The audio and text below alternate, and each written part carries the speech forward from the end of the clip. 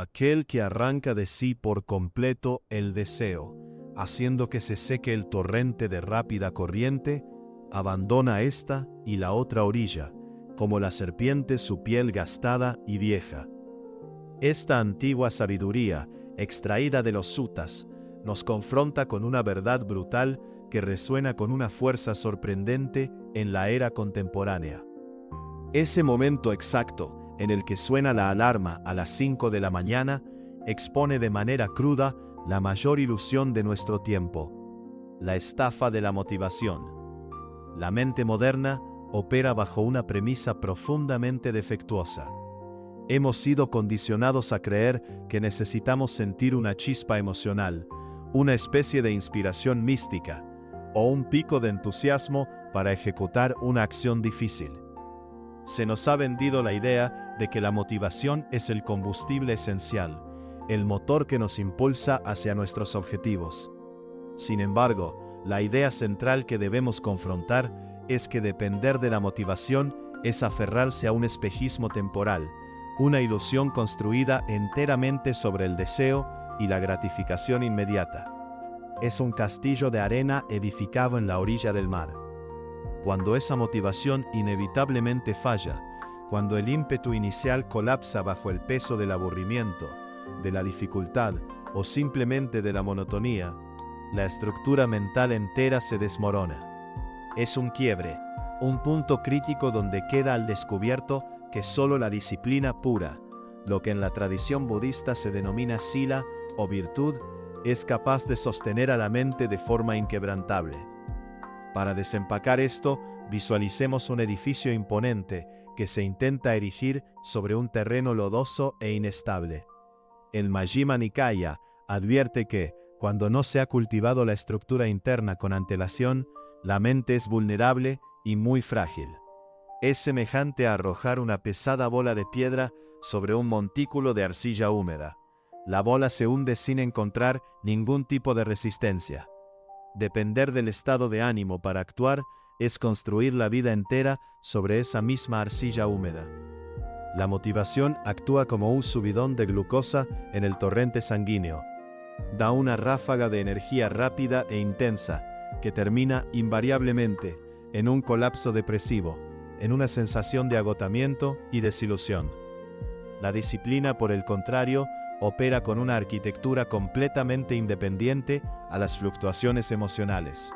No requiere que el terreno esté seco o húmedo. Simplemente se encarga de forjar la piedra sólida, de construir cimientos inamovibles. Esa misma arquitectura defensiva ya estaba meticulosamente mapeada en el Madhyama Agama, a través del símil de la ciudad fronteriza del rey.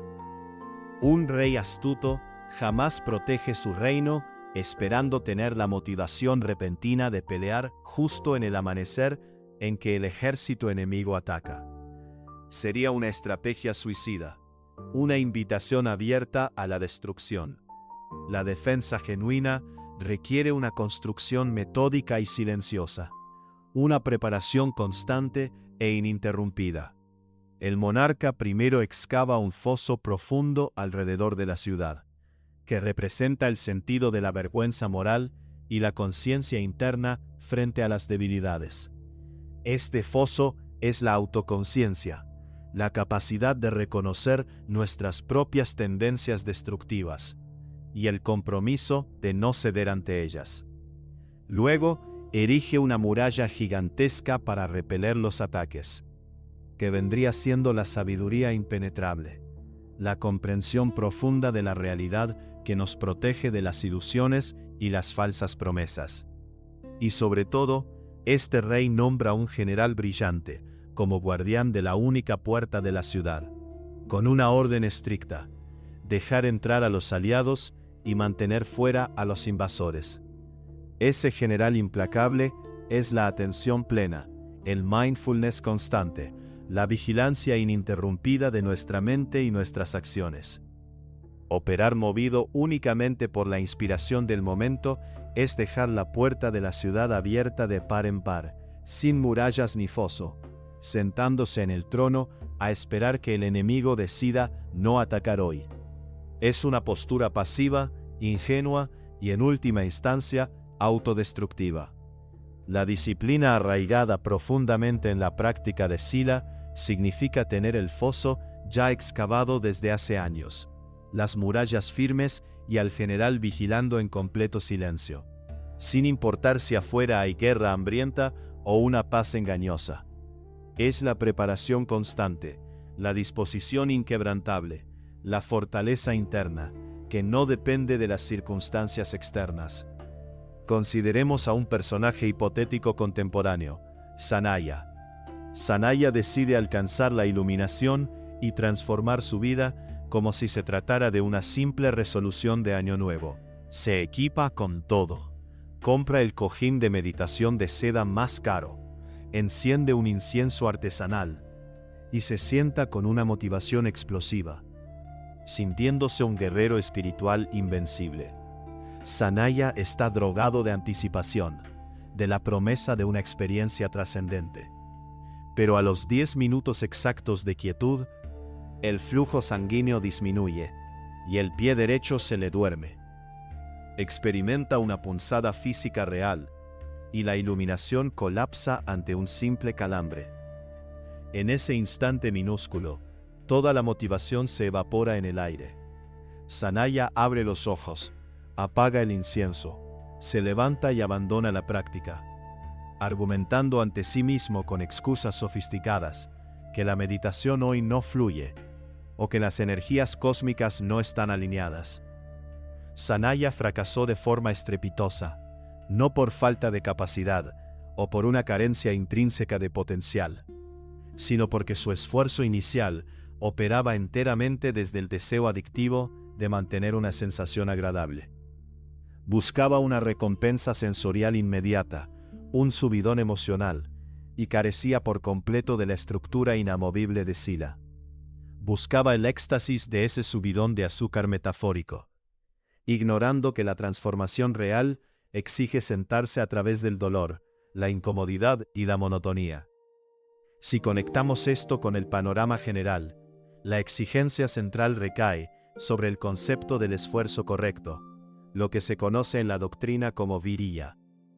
El Majjhima Nikaya expone la urgencia de este esfuerzo con el símil de la captura de la serpiente.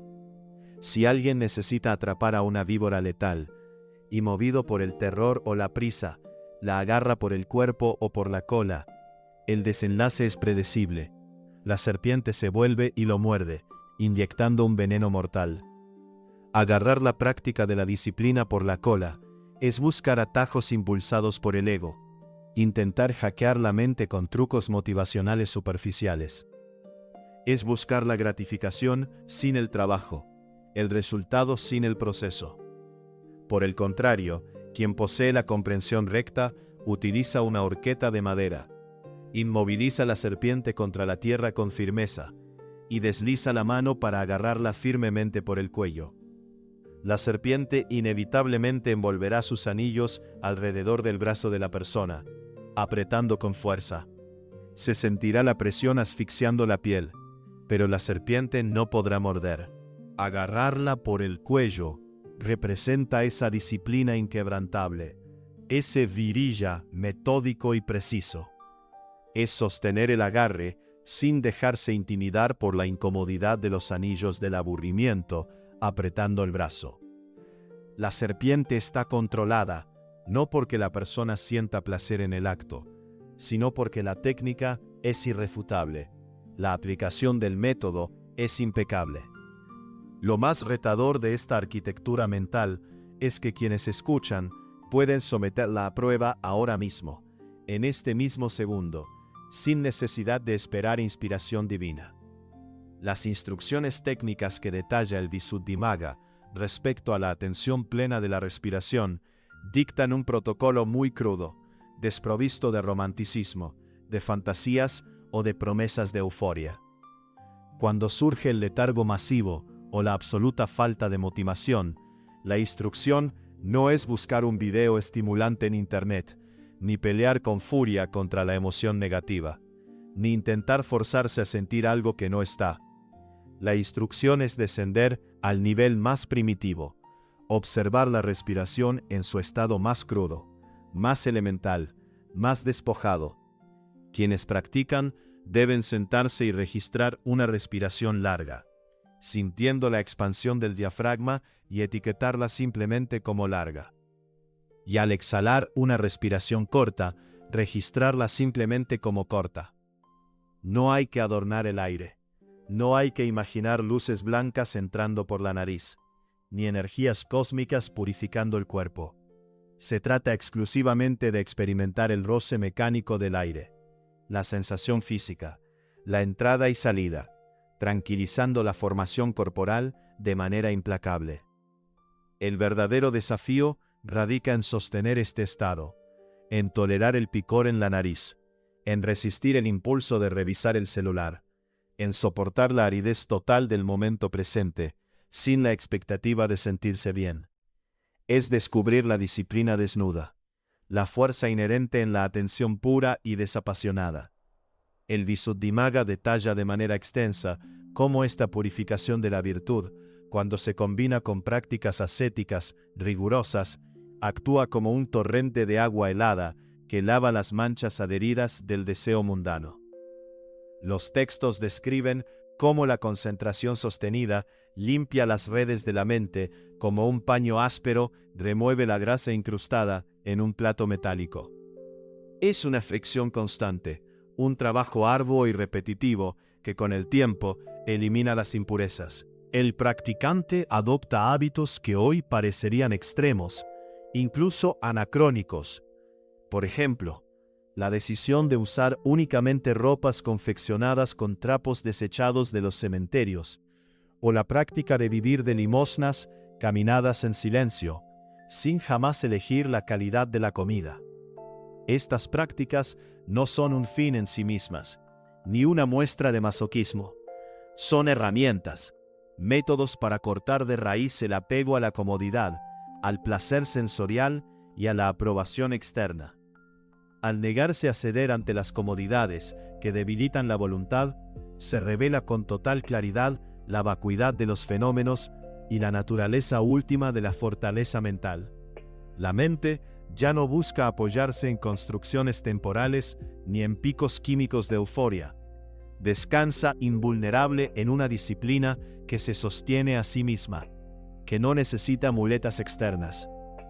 La idea de buscar deliberadamente ropas de trapos y abrazar la incomodidad suena a oídos modernos como una receta para el masoquismo o la miseria autoimpuesta. Surge la duda de si esto exige vivir en la privación, en la negación de todo confort. Aquí es donde verdaderamente hay que analizar nuestra propia fragilidad neurológica, porque la trampa de la motivación es que está condicionada de manera casi exclusiva a la expectativa del placer. La mente moderna ha sido sobreentrenada para rechazar automáticamente cualquier tarea que no prometa una gratificación inmediata, una recompensa sensorial o un like instantáneo. Si el reporte financiero es árido, si la rutina de ejercicio duele, si la tarea creativa no fluye de inmediato, la mente declara un estado de emergencia, activa las alarmas del aburrimiento y exige abandonar el barco, argumentando una supuesta falta de motivación. Esto no es una simple pereza, es una ilusión cognitiva severa, un secuestro de la voluntad donde el individuo se convierte en esclavo de sus propias terminaciones nerviosas, incapaz de dar un paso si el cerebro no recibe una transferencia química de dopamina o serotonina. En Samyutta Nikaya, disecciona esta trampa explicando un principio fundamental. Todos los sentimientos y sensaciones surgen del simple contacto de los sentidos con los objetos del mundo. Y por su propia naturaleza transitoria, estas sensaciones son inherentemente insatisfactorias, impermanentes, y por lo tanto, fuentes potenciales de sufrimiento. La lógica expuesta es demoledora. Si las sensaciones fueran exclusivamente placenteras, sin el más mínimo rastro de dolor o insatisfacción, los seres jamás experimentarían una desilusión y permanecerían eternamente atados a la rueda del sufrimiento por pura complacencia ciega, flotando en una ignorancia anestesiada. Seríamos como adictos a una droga que nunca pierde su efecto, incapaces de buscar una realidad más allá de la estimulación constante. Para desmantelar esto, el texto expone el profundo mecanismo psicológico de las dos flechas. Cuando se experimenta un dolor físico o incluso el simple y aplastante aburrimiento, el impacto inicial es la primera flecha. El dolor en la articulación, el frío en las manos, el cansancio muscular, eso es inevitable. Es el precio básico de la existencia condicionada. La realidad ineludible de tener un cuerpo y vivir en un mundo de cambio. Pero el individuo no disciplinado, al sentir esa primera flecha, reacciona de inmediato con aversión visceral y se clava a sí mismo una segunda flecha puramente mental. Es el monólogo interno ruidoso que dicta que esa incomodidad es profundamente injusta, que debería estar bajo una manta viendo una pantalla, que no se merece ese sufrimiento, y sufre simplemente porque su expectativa de placer fue frustrada. Esta segunda flecha es autoinfligida, es el sufrimiento que añadimos al dolor inevitable a través de nuestra resistencia, nuestras quejas y nuestras expectativas. El discípulo noble, forjado metódicamente en la estructura de Sila, siente el roce helado y el calambre de la primera flecha con la misma intensidad. Su cuerpo no es de piedra, no es inmune al dolor, pero su mente entrenada detiene la narrativa de lástima personal y evita por completo dispararse la segunda flecha. Siente la punzada física aislada, separada del gigantesco sufrimiento mental que los demás se autoimponen. Esta es la esencia de la ecuanimidad, la capacidad de experimentar la realidad tal como es, sin añadir capas de juicio, aversión o apego. Es sentir el dolor, pero no sufrir por el dolor. Regresando a nuestro amigo Sanaya, esta incapacidad para separar el dolor mecánico de la narrativa emocional se materializa de forma patética en un intento de viaje. Sanaya tiene que trasladarse desde su aldea hacia un pueblo lejano para cumplir una promesa. En lugar de ejecutar la biomecánica de poner un pie frente al otro, Sanaya se sienta en el pórtico a esperar que descienda una motivación cósmica que le permita teletransportarse o que transforme el duro sendero en un viaje lleno de cantos de pájaros y flores. Como no siente la emoción burbujeante de viajar, como no percibe la promesa de gratificación inmediata, no se mueve.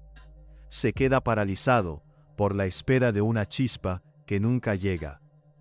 A esta parálisis se le aplica de manera brillante el símil de los carros de relevo del rey Pasenadi, expuesto en el Majjhima Nikaya. Si el rey debe viajar de urgencia desde la capital hasta otra ciudad por asuntos críticos, el monarca no se sienta a esperar tener la energía atlética ni depende de su entusiasmo matutino. El rey dispone de 7 carros de relevo distribuidos estratégicamente a lo largo de todo el camino. El método exige que el monarca simplemente salga de la casa y suba al primer carro. Esa es la primera acción disciplinada, desprovista totalmente de emoción, de capricho, de expectativa. Ese primer carro lo llevará inexorablemente hasta el punto donde lo espera el segundo. Allí bajará y subirá al siguiente, y así sucesivamente hasta llegar a su destino. La disciplina no es un estado místico de iluminación donde todo resulta fácil. Es el acto mecánico de tomar el siguiente carro. Es la decisión de atarse los zapatos y dar el siguiente paso en el fango, independientemente de si Sanaya siente un vacío en el estómago o si el día es gris. Quien depende de la compañía ruidosa o del aplauso externo para encontrar combustible, tarde y temprano se quedará con el tanque vacío.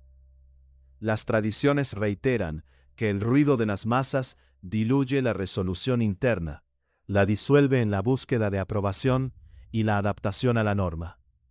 La disciplina a menudo exige aislarse física y mentalmente de las influencias que exigen confort. que prometen atajos fáciles, o que validan la inacción.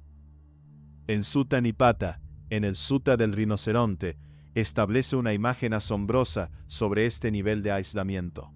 Como un animal salvaje, libre en el bosque, va por donde quiere en busca de comida. Esté solo como el cuerno del rinoceronte. La disciplina real es ruda, es áspera al tacto, y frecuentemente exige una soledad rotunda, una independencia radical. Requiere estar radicalmente desapegado de las multitudes frenéticas que persiguen el ruido de la motivación externa, consumiendo libros de autoayuda o buscando en pantallas algo que los haga sentir invencibles durante 10 minutos, para luego dejarlos vacíos. Quien decide forjar una mente imperturbable, abandona las excusas del rebaño y entra al bosque oscuro caminando solo. Soporta el frío cortante, el calor sofocante, el hambre real, asumiendo la responsabilidad de su propio avance, sin esperar jamás que las condiciones climáticas o la aprobación social sean favorables. El Udana profundiza aún más en la raíz de esta severidad, dejando claro que el individuo que busca construir felicidad cayendo en la dejadez y el letargo jamás encontrará una paz duradera. La verdadera felicidad no es la ausencia de desafío, sino la capacidad de enfrentarlo con fortaleza interna. La luz de las excusas y los falsos motivadores mundanos es minúscula y engañosa. El texto la compara magistralmente con la bioluminiscencia de una luciérnaga. Brilla de forma intermitente en la oscuridad de la ignorancia, atrayendo a los incautos con su efímero resplandor. Pero cuando sale el sol abrasador y gigantesco de la disciplina rigurosa, la débil luz verde de la luciérnaga se extingue por completo, revelando la patética insignificancia del insecto. La verdad de la disciplina es una luz que no parpadea, que no depende de la oscuridad para hacerse visible. El Udana lanza una sentencia que resuena como un trueno. Apegados a los deseos sensuales, atados por la sensualidad, nunca cruzarán las aguas crecientes. Es crucial entender que la sensualidad aquí descrita no se limita al deseo carnal físico. Es la adicción sistémica e invalidante al confort de la modernidad. Es la repugnancia casi alérgica al esfuerzo sostenido que no ofrece premios inmediatos, que no promete un subidón emocional. Esa adicción es la cadena pesada que mantiene a la mente atada a la orilla del fracaso constante, paralizada por el miedo mientras las aguas negras del sufrimiento crecen rápidamente, amenazando con arrastrarnos. La aplicación de la disciplina, esta construcción sudorosa de la virtud, no es un castigo autoinfligido ni un ejercicio de masoquismo estéril. Es, tal como lo ilustra el Sutta Nipata, la construcción de una balsa de supervivencia. Una balsa que debe ser ensamblada rama por rama, atada liana por liana, de manera metódica, con el único propósito de cruzar un río turbulento y letalmente peligroso. La vida, con sus desafíos y sufrimientos, es ese río, y la disciplina es la única embarcación que nos permitirá cruzarlo. La mentalidad de la motivación equivale a sentarse en la orilla del río, quejándose de la corriente, esperando de forma pasiva que el agua se seque o llorando para que alguien más construya un puente y te lleve en brazos. Es una postura de impotencia y victimismo. La disciplina despojada de mitos es el acto de amarrar la balsa aguantando la respiración con las manos llenas de astillas. Es lanzar la madera al agua helada y remar de manera implacable en medio de la tormenta. Cortar la pared de aguas enfurecidas, remada tras remada, sin importar si los músculos arden de dolor o si la mente ruega abandonar el esfuerzo para regresar al confort engañoso de la orilla. Es el compromiso inquebrantable con la acción, la perseverancia a pesar de la incomodidad, la elección consciente de avanzar. Para poner esto en un contexto más amplio, La dicotomía entre motivación y disciplina no es exclusiva de las tradiciones budistas. En la filosofía estoica, por ejemplo, encontramos un énfasis similar en la virtud y la acción correcta, independientemente de las emociones. Los estoicos nos enseñan que no podemos controlar los eventos externos, pero sí podemos controlar nuestra reacción a ellos. Epicteto, uno de los grandes pensadores estoicos, insistía en la importancia de la proairesis, nuestra capacidad de elección moral, de decidir cómo responder. Esta proairesis es, en esencia, la disciplina de la voluntad, la fortaleza para actuar de acuerdo con la razón y la virtud, incluso cuando los vientos de la emoción soplan en contra. No se trata de suprimir las emociones, sino de no permitir que nos dicten nuestras acciones. Pensemos en el concepto de arete en la antigua Grecia, que a menudo se traduce como virtud o excelencia. No era una cualidad pasiva, sino una excelencia activa, la realización del potencial propio a través de la práctica y el esfuerzo constante. Un atleta con arete no esperaba la motivación para entrenar, entrenaba disciplinadamente para alcanzar la excelencia en su campo. Un filósofo no esperaba la inspiración para pensar, se aplicaba con rigor al estudio y la reflexión. Esta idea de excelencia activa, forjada a través de la disciplina, es un hilo conductor en muchas de las grandes tradiciones de sabiduría. En la vida moderna, la trampa de la motivación se manifiesta de innumerables maneras. Desde la procrastinación crónica hasta la incapacidad de mantener hábitos saludables.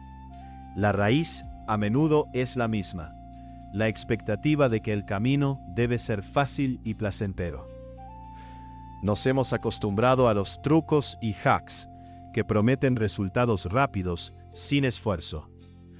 Las redes sociales, con sus flujos interminables de gratificación instantánea, han exacerbado esta tendencia, entrenando nuestros cerebros para buscar la dopamina de la novedad y la validación externa.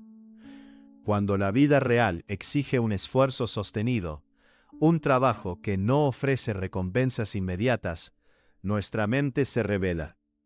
La disciplina, por el contrario, nos libera de esta tiranía de la gratificación instantánea.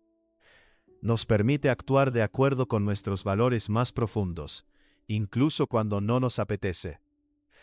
Es la capacidad de hacer lo que debe hacerse, cuando debe hacerse, independientemente de cómo nos sintamos. Esto no significa que la vida se convierta en una existencia árida y sin alegría. De hecho, es a través de la disciplina que se abren las puertas a una alegría más profunda y duradera. Una satisfacción que proviene del logro, del crecimiento y de la realización de nuestro potencial, no de una estimulación externa efímera. Consideremos la práctica de cualquier habilidad compleja. Tocar un instrumento musical, aprender un nuevo idioma, dominar un arte marcial. Nadie espera sentir una motivación eufórica cada vez que practica las escalas o repite una conjugación verbal. La motivación puede estar presente al principio, encendiendo el interés, pero lo que sostiene el progreso a largo plazo es la disciplina. Es sentarse y practicar incluso cuando el progreso es lento, cuando los dedos duelen o la mente se resiste. Es la repetición metódica, la paciencia y la persistencia lo que finalmente conduce a la maestría. La disciplina también nos protege de la inconstancia de nuestro propio estado de ánimo. Todos experimentamos días buenos y días malos, momentos de energía y momentos de letargo. Si nuestras acciones dependieran únicamente de nuestro estado de ánimo, seríamos completamente erráticos e ineficaces. La disciplina proporciona una estructura, un marco que nos permite seguir adelante, incluso cuando el ánimo flaquea. Es el ancla que nos mantiene firmes en la tormenta emocional. En el ámbito de la salud y el bienestar, la disciplina es fundamental.